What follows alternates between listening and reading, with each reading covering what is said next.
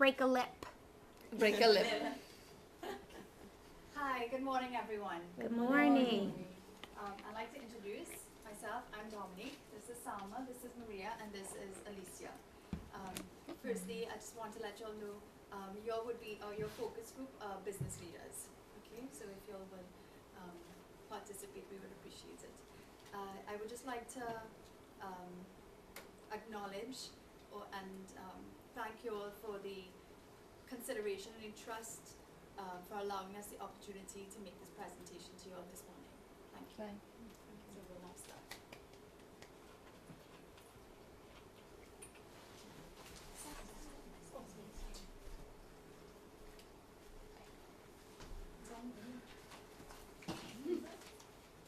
On the knob, sorry, the knob, it's turned down. Oh, the knob the on smart the- board. Ah, gotcha. Remember, I loaded it down. It's not plugged in. Yes, it is. Yes. It's okay. Turn it up now. There. Oh.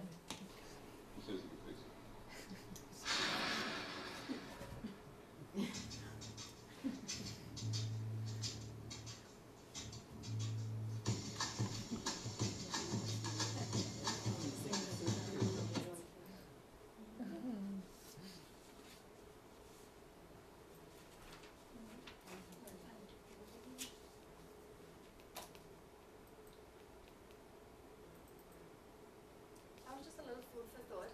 I'm sure you all could relate to that. The humor that it brings forth shows just how real a situation that could be.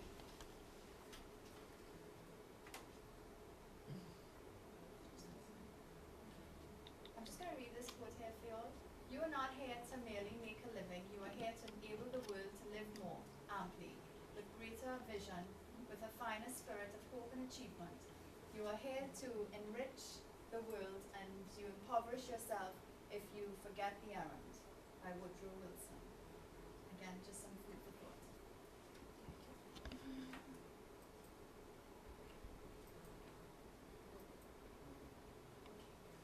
What is the Virtues Project?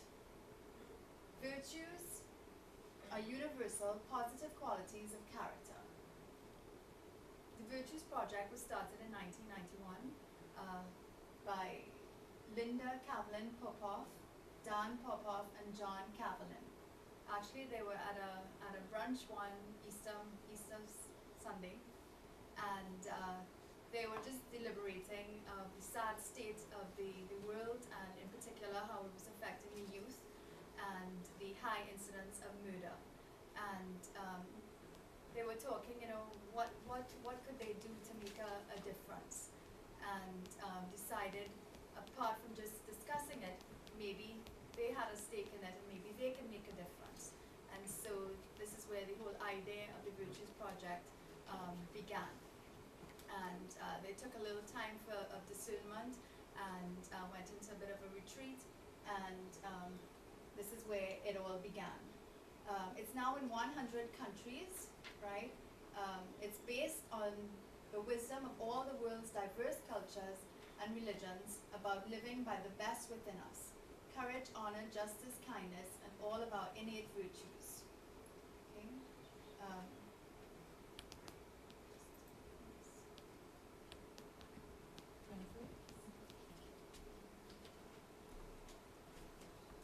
So, how many of you think that's really nice, but that's not for me? Feel free. I acknowledge your honesty in that. When you're in the workplace, sometimes we have more important things to talk about, right? Than all this kind of. What's important to you in the workplace? Success. Success. What else? Money. Money. You have to make money. Yeah. Anything else? Respect. Respect is important to you in the workplace. Yeah. Anything else important to you in the workplace? Courtesy. Courtesy is important to you. That's very interesting. Up here we have a list of virtues. And if you look carefully, you will find respect. And you will find courtesy. How do you go about getting success? Work hard. Work hard. Is there anything here that could tell you anything about hard work? Diligence, perseverance, determination. Yeah. So maybe virtues might have something to do with success. What about making money? What do you need to do to make money?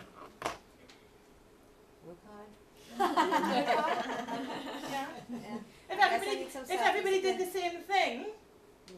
then we wouldn't make money, right? So I bet some of you out there are pretty creative. Make the right Yeah. connection. I'm sure it takes some creativity to make money. Yeah? Why is respect important to you? So that it will uplift me and empower me Yeah. if the other people respect me. Yeah. But I guess first I need to respect myself. And in order to respect myself, I need to have all those things, virtues, you call it. You might take my job. Hold on, don't take my job from me. I'm I think we need to make the right connections, you know, to be able to get the bottom line going, you know. You have to, with other companies, with the customers and the clients, you got to connect right, and you have to be able to sell them a good product. You know, I think that's very important. And you just said a phrase that really resonates with me, and that phrase is the bottom line. And you know why that resonates with me? Because for a very, very long time I hated that phrase. Because the bottom line meant for me only one thing, and that was money. And I saw business as making money and crushing people. The question is, does that have to be our bottom line? And can we make money without crushing people? Why is courtesy important to you? Because when I go to use the bathroom, if somebody leave a mess in there, it get me real vexed. And I still can go home. Well, you know, exactly. And are your employees going to come out to a workplace if they don't want to come out there, if they have not been shown courtesy, and can they show courtesy to you in return? And you know, it's very funny because many times we are part of an organization and we don't realize that there's already a virtue in the organization. We don't even recognize it. So I'm going to take a little look down here, and I have no idea how to find the slide. Can somebody help me find one of the last slides? Clearly I could do with a little bit more orderliness. Right, it'll come. Right down to the end. Click, click, click, click. Click, click, click, right down to the end. And then, these are vision statements. And one of the first things that happens when you form a company is you make a mission statement, you make a vision statement. So we have, this vision statement was from Acme Transport Company. And it's an actual vision statement for a company, I just can't remember. To become the most successful and respected lift truck company in the US. It has respect. I'm successful. I wonder how many of the people working in that company recognize that they're called to the virtue of respect. Hit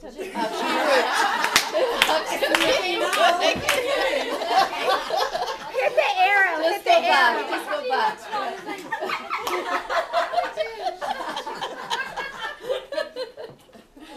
Okay, this one has, our vision is to operate Macy's and Bloomingdale's as dynamic and national brands while focusing on the customer offering in each store location. Now there's no word there that's here, but there's a meaning here that's got a word there. Anybody can find anything they find, make a connection? Yeah. Service, excellent. Excellent, you're going to need some service. If you're going to be focused, then you're going to need determination. Yeah.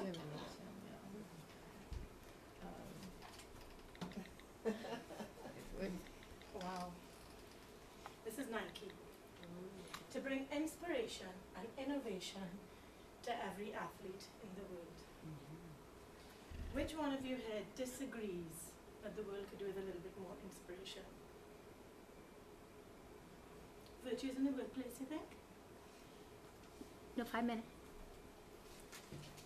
Thank you, Salma. At the end of the day, we, as companies, we all have, as she said, a mission and a vision that contains the language that we need to pay attention to in order to honor the things that we set out and agreed to do in the beginning. If we start paying attention to the language we use when we work and in our workplace, we realize that there's good and there's promise in everything that we have in our vision and mission statement, and we need to honor that. We have we have habits in our society of looking and promoting the negative. When we start to promote the positive, we feel different, we find strength, and we find unity. The language that we use in the Virtues program is significant in that we make sure that we pull out the positive in everything we do. Sorry? Do you want to do the activity? The, Oh, we have only 4 more minutes. It's okay. what, can somebody give me the best thing you've ever been told in working, in the workplace? You Anybody, earned your you can money. just- Sorry? You earned your money. You earned your money. Mm.